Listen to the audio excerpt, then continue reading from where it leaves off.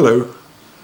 I discovered the violin when I was 8 years old, or perhaps I should say that it discovered me, and I've been passionately playing it ever since. And along the way I've become completely fascinated, in fact remain fascinated, with what the role of music is and why it has such an important part in our lives, particularly the relationship with our creativity and how we develop.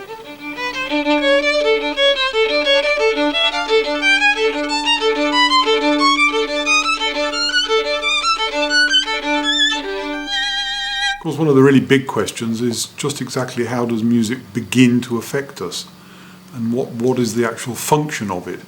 Well, I like to start by bearing in mind that music is actually a molecular energy that we cross-section with the membranes in our ears.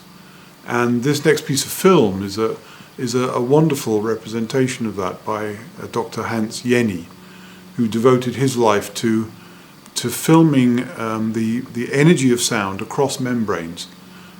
He would put different matter like lycopodium powder on a thin skin, like a drum skin, and as the sound passed through the skin, the actual surface dances, and the patterns that result can be seen in this wonderfully interesting piece of film.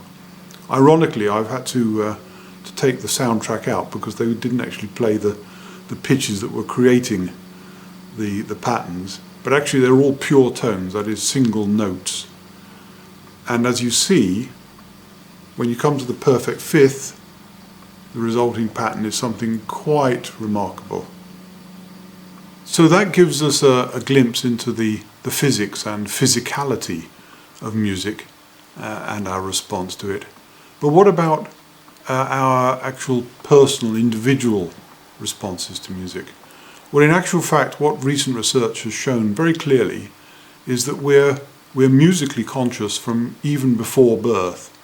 In actual fact, from 16 weeks, the fetus or the unborn baby is auditorily alive, and from 26 weeks we actually have a full musical experience and can recognize and respond to music, as this rather beguiling piece of film indicates.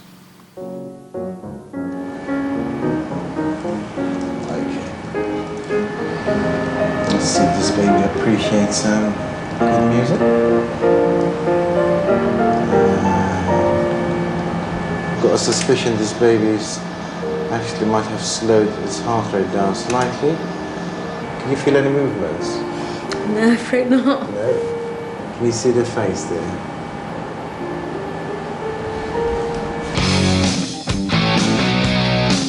It looks like now it's actually woken up.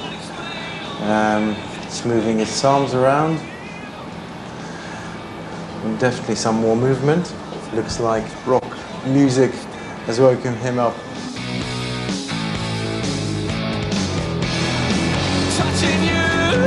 Yeah, I don't think this one is fazed by rock music at all. Probably prefers classical music. We can always try that. Okay. Yeah, the heart rate has actually slowed down a bit more now than with the rock music. There has been definitely a change since we've started the scan. What certainly happens is that as soon as we are born, it's vital that we make important emotional links and communications with our mother. The human child has an extended dependency upon the family group, and particularly mother-child dependency.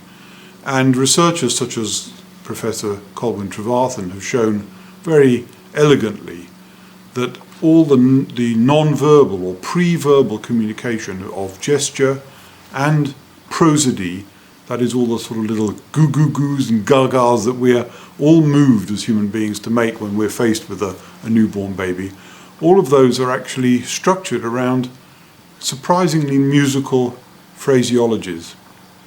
And as we're being tipped into the earliest part of spoken language, there's a rather lovely manifestation of this in the so-called mummy interval. In all cultures, the first verbal utterances of the young child as they're trying to speak are "Mommy, Mommy." And we've all heard that, mostly in the middle of the night, of course, with the famous "Mommy, I want a drink of water," if you remember that little song from childhood. But there's sometimes a rather beautiful, personal, almost hardwired reminiscence of this. And there's a lovely illustration here in Haydn's wonderful devotional setting of Christ's 7 last words from the cross. Haydn was a very religious man, and so he set about the commission to set Christ's potent last words and poignant last words with a very special devotion. And when Christ crucified, in perhaps the most touching of his phrases, looks down and sees his mother, as we can hear, Haydn, and I'm sure this is unconscious, but nonetheless it expresses something of the power of music to refer to early experience and therefore to relate to our own experience. This is how Haydn sets the words. Christ, looking down to his mother, says, "Mother, behold thy son. Son," to the disciple, "behold thy mother." Mommy, Mommy.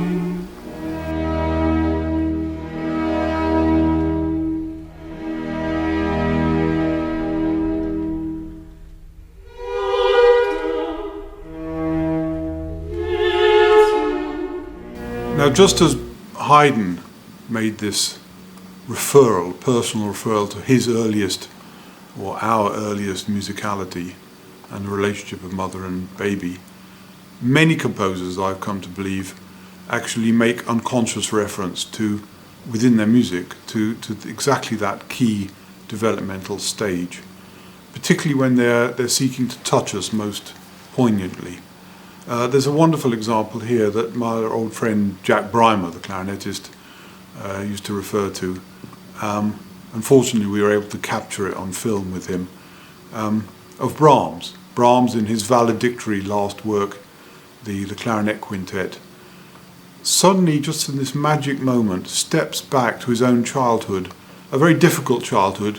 He was brought up or dragged up really, in the bars and brothels of Hamburg, all of whom, or each of which, had a gypsy orchestra. And here for a moment you can hear the cimbalom, that wonderful stirring mixed sound evoked by the string quartet underneath the clarinet part in the midsection of the slow movement of the wonderful Brahms clarinet quintet.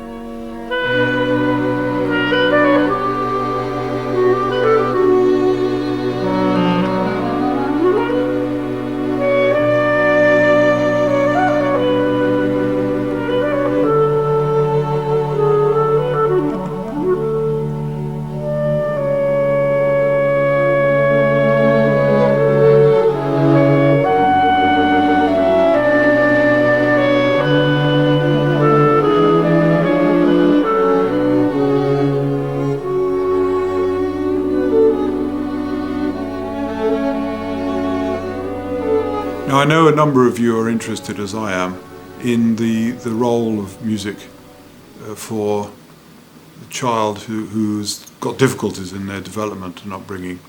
And it's often a wonderful illustration for us when someone has particular difficulties developing as an insight to the fact that we're all somewhere on this same spectrum, and that some of us are fortunate enough to make the developmental stages and steps quite easily, and others have to struggle to do the same thing.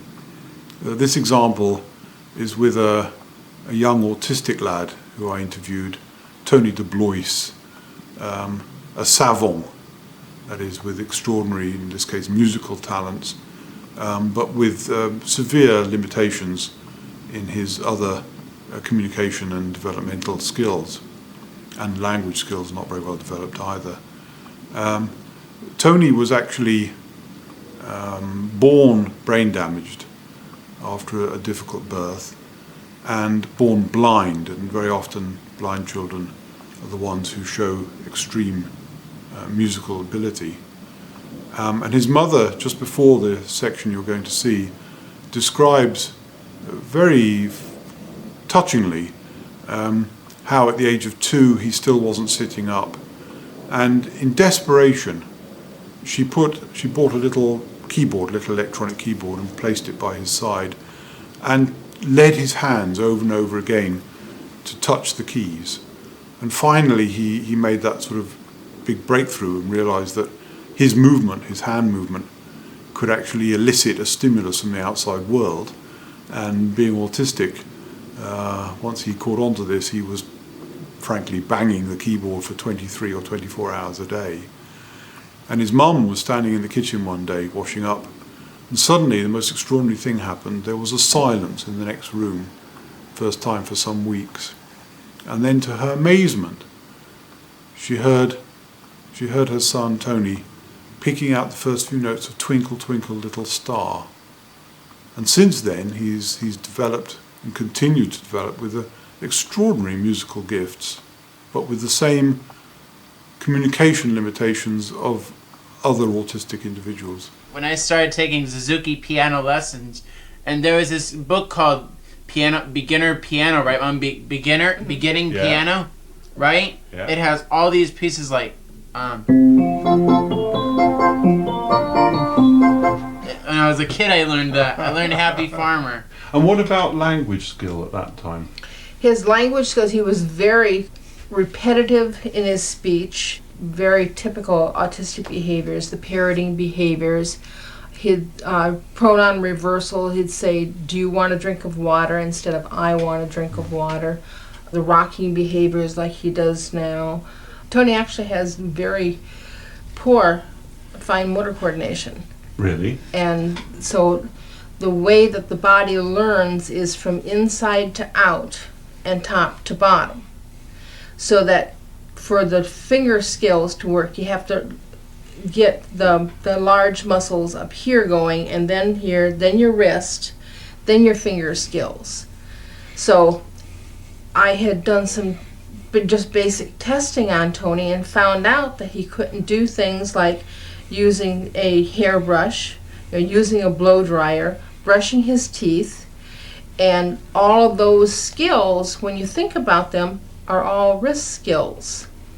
And so the way that I developed those was I said, okay, Tony needs to do up and down motions, so let him play the drums. Do you feel that the music's actually helped him to express himself in ordinary language, for example? Yes, yeah. Because, well, when he was little, I used to take him outside and we used to sing Autumn Leaves. And we'd go out there and we'd play in the leaves and we'd talk about autumn leaves. When I taught him how to swim, I had him put his head on my shoulder and we'd sing, put your head on my shoulder. And I just demonstrated that. yeah. And excellent. We'd sing Raindrops Keep Falling on My Head. And so that he was, all the songs that there were, I was trying to give him meaning for what the words were in songs, because I felt that the music was the key to Tony and how to work with him. And so it was taking Tony from where he was and using those skills to bring him further along.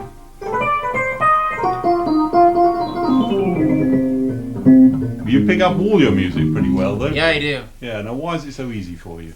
It's a lot of hard work and it takes a while. So I listen to a tune in the library. I just listened to it once. Yeah. I listened to a song that's played in the library. Then I went back from the library and then pick it out on the piano and played it.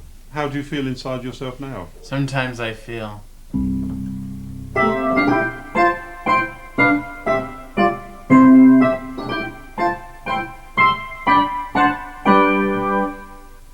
actually have a sound for everything in the world? Birds. Traffic sound. Siren.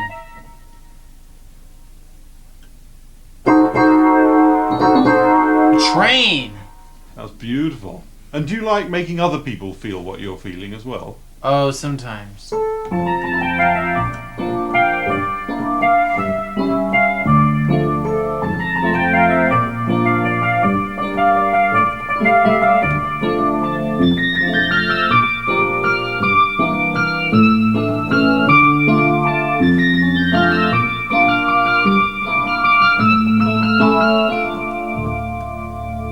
You must have one of the luckiest mums in the world because you give her so much music, don't you? I know.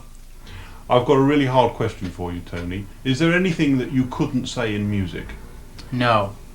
So you could say anything you wanted in Yeah. music? Okay. How do you feel about your mum?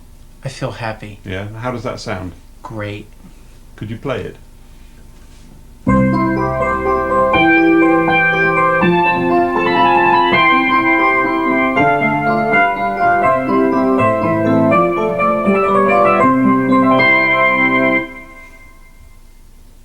I wish I could tell my mum how I felt as well as that.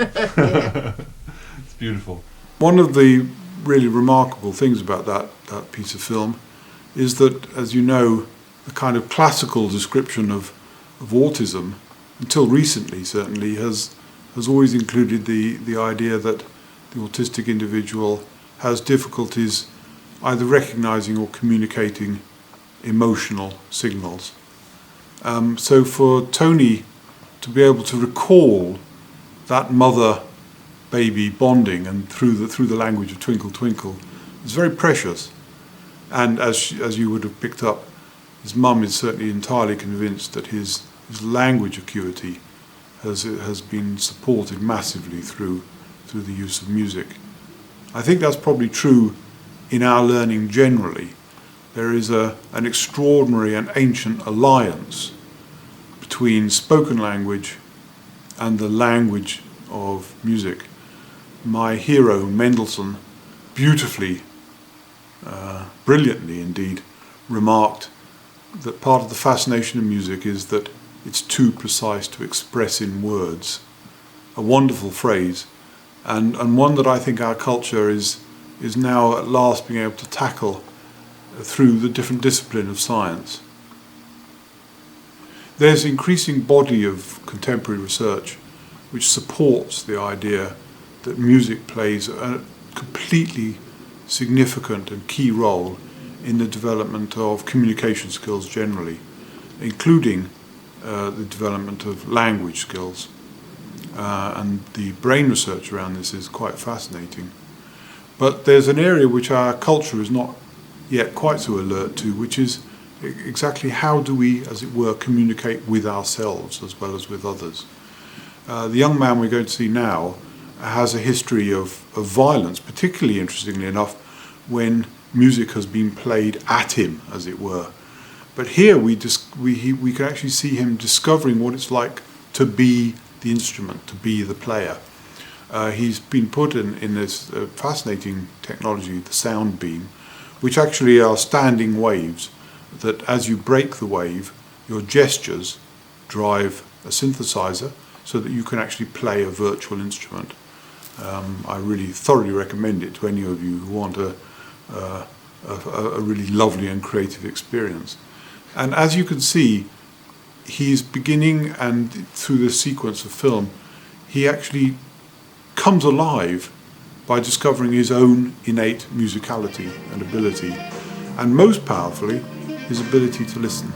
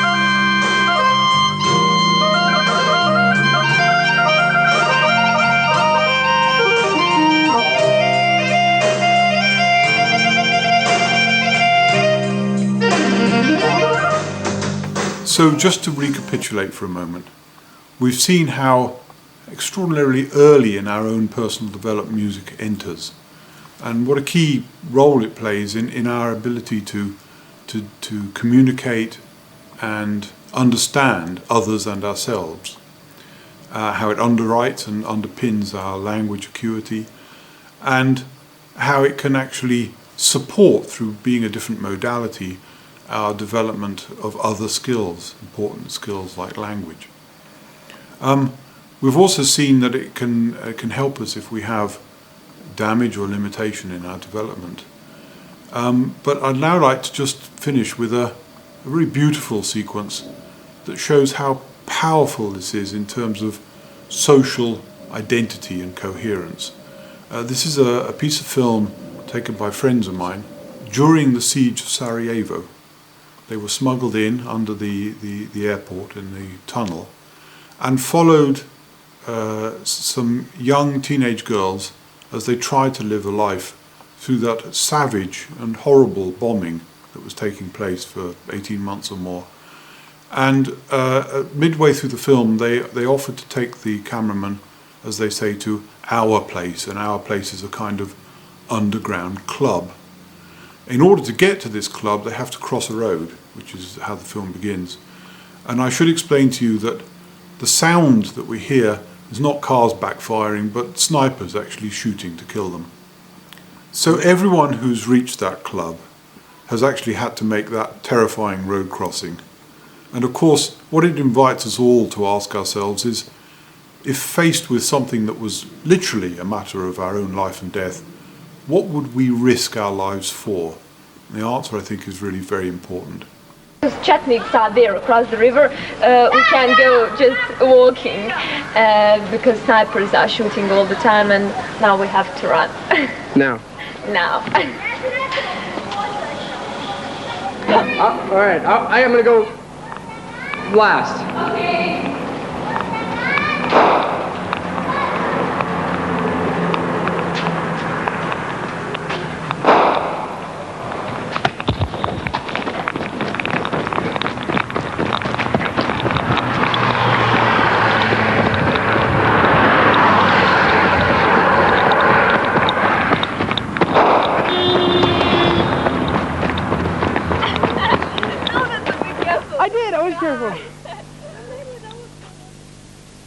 This is a very amazing place, you know. We lived for last 17.5 months. We lived in, how can I call it, you know, it's not a place, it's actually, you know, some kind of super modern concentration camp, you know, where people actually, they're living death.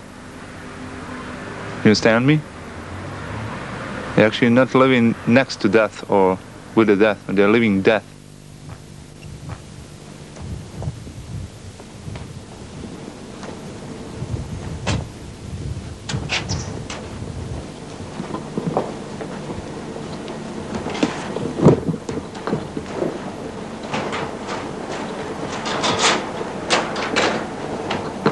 Through these tunnels we will go to our place.